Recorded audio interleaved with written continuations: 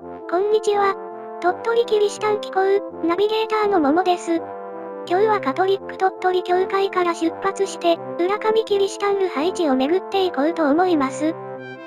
こちらの聖堂がカトリック鳥取教会です。カトリックの人は聖堂と書いて、お御堂と読むことが多いですよね。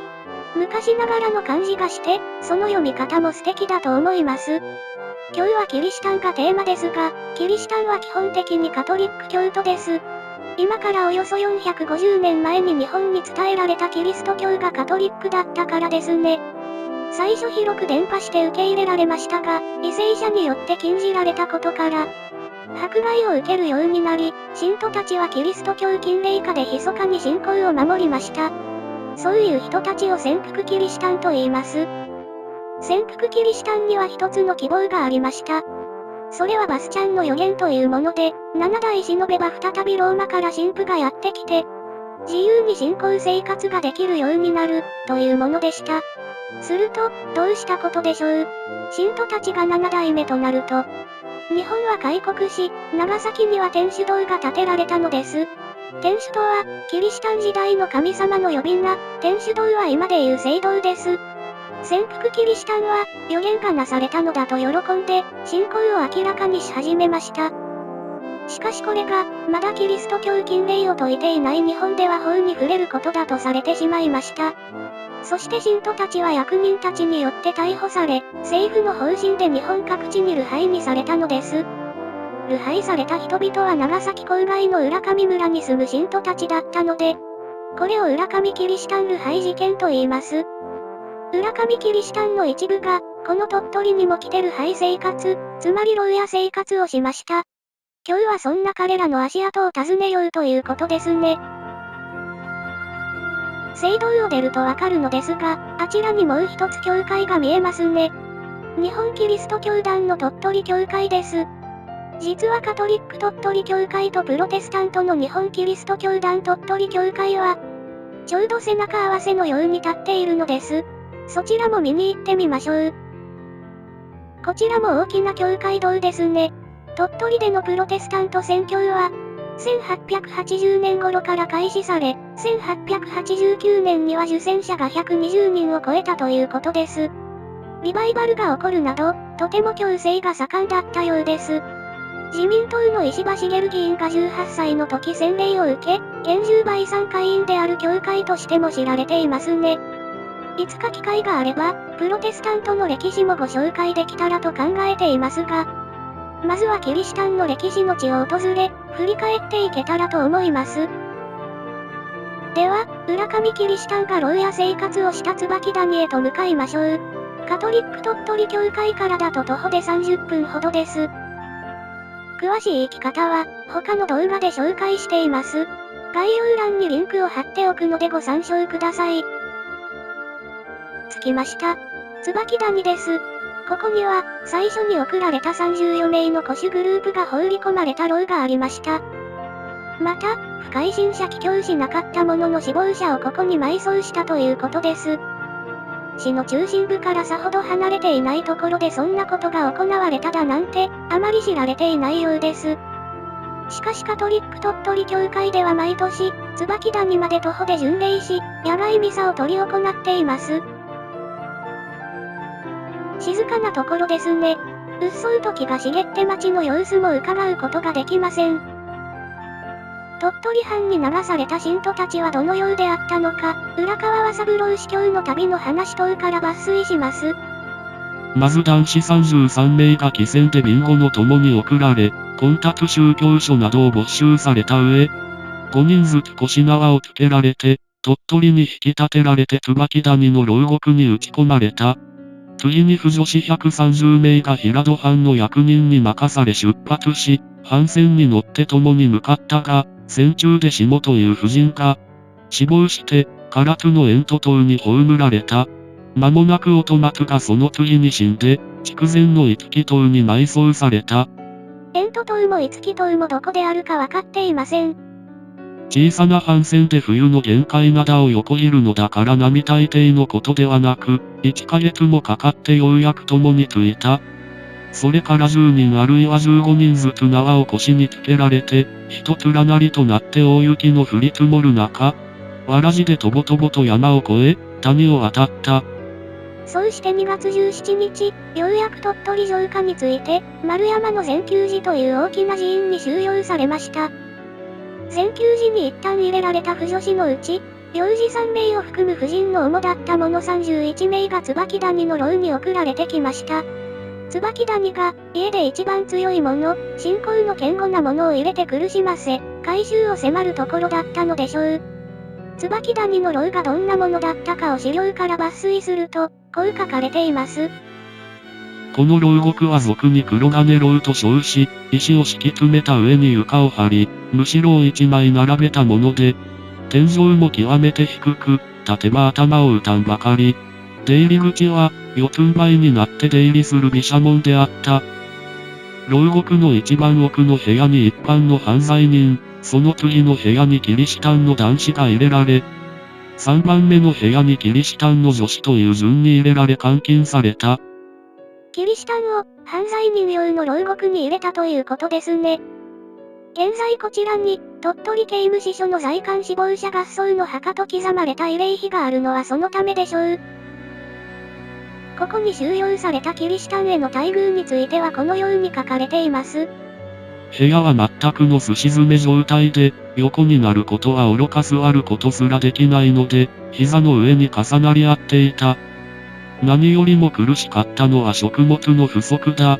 水のような粥を茶碗に一杯ずつすすらせるが、桶の中の最初の1、2杯は米粒の一つも見えない。水は、1日に小さなひしゃく一杯しか飲ませてくれない。役人たちは御用だと呼び出して、高いところに座って説得を始めるが、信徒は雨が降ったら降ったなり、地面に座らせて濡れるままにされる。御用が終わると泥だらけになって牢に戻るが、しらみのできること限りなく、一匹ずつ取ることもできなかった。そんな中で、帰活の苦しさに加え、改心すれば家族と一緒に暮らさせてやるという役人の言葉に騙されて、続々と改心する者が現れた。しかし時蔵という二人の老人は、この老体で改心したところで既存しうる見込みもない。このまま死んだがましだと言って改心しなかった。そうして、二人とも間もなく死んだ。帰郷改心する者と死亡する者とで奥から2番目の部屋が開くと、そこへ善休寺の婦女子がまた15、6名ほど送られてきました。そして同様の苦しみを受け、亡くなる者もいました。少しの間に7、8名の者が相次いで死んだ。10月頃だろうか、川上の鷹という乙女が、熱病にかかり、体が焼けるように熱く喉が渇くので、牢番に水をくれと懇願した。しかし牢番は改心しなければやらぬと突っぱねた。鷹は少しの水のためにどうして改心できますか？それならいりません。飲みません。皆さん私の最後のために祈祷をしてくださいと言った。夜中のうちに鷹は死んで、朝には冷たくなっていた。翌日妊婦が人だるを担いできて、遺体をむしろに巻きながら、長く火にさらして人々に見せつけた。空見ろ、死ねば野山の土となる。お前も死んだらこの通りだと言って、逆さに遺体を人だるに突っ込んで、えっさえっさと担ぎ出した。山中に土葬するのだが、遺体は仲間以上露出させ、獣が食べるのに任せた。だんだん聞いているのが辛くなってきましたね。人間とは一体どういうものなんだろうと考えさせられます。場所を移動して、丸山のふもとに行くことにしましょう。こちらが丸山です。丸山は、市の中心部から北に少し行ったところにある小山です。椿谷からだと徒歩で1時間強でしょうか。この後さらに北に30分以上行った善休寺跡まで行くので、車が便利でしょうね。でも半日あるなら、じっくり歩いて巡礼するとより感じられるものが多いかもしれません。明治4年、流配先での信徒の取り扱いが厳しすぎると、外交筋を通して強い抗議を受けた日本政府は、新都収容状況の視察を認めざるを得なくなり、新潟駐在英国領事トゥループに外務省上水野義行を伴わせて、北陸に派遣しました。調査の結果、取り扱いの過酷であった富山藩は政府からの検責を受けることとなりました。政府はこのような待遇改善の要求が他の藩に及ぶのを危惧し、楠本正隆に命じてる配置の巡視を行わせました。旅の話に書かれていることを抜粋すると、明治4年4月楠本正隆を視察のために派遣するという大上官の通知が入った時、鳥取の子役人はうろたえた。神道を散々苦しめ、半死半生の体になしているので、どんな検責を受けるだろうと思ったものらしい。そこで、椿谷では視察の40日前から監獄から出し庭を歩かせたり、日向ぼっこをさせたりした。食べ物も望みのままにするがよいと言って、米を渡して自炊させたり、にわかに打って変わった優待ぶりを見せた。そして、頭がつっかえるほど低い天井の牢屋に座ることもできぬほど詰め込まれていたのではまずかろうと、他の場所に移されたのですが、それが丸山のふもとにあった3つの寺院でした。寺の名前は東照寺、成城宗寺、丸山庵で、東照寺、成城宗寺は廃寺でした。3つの寺に改心者、不改心者を両方集め、優遇しているふりをして巡察員の目をくらまそうとしたわけですが、ここでちょっとしたハプニングが起こりました。改心、つまり帰郷したはずの信徒たちのうちの数人が、改心を取り消したいと楠本に申し出たのです。私たちはひもじさに負けて改心すると言いました。決して心からではありません。今改心を取り消します。楠本はこんなに先を争って改心の取り消しをするくらいだからと察して、改心取り消しを許しました。楠本一行の巡察後、鳥取では改心者の待遇が少し改まって、食事は片飯が2食となり、草履を作って市中に売りに行くことも許されるようになりました。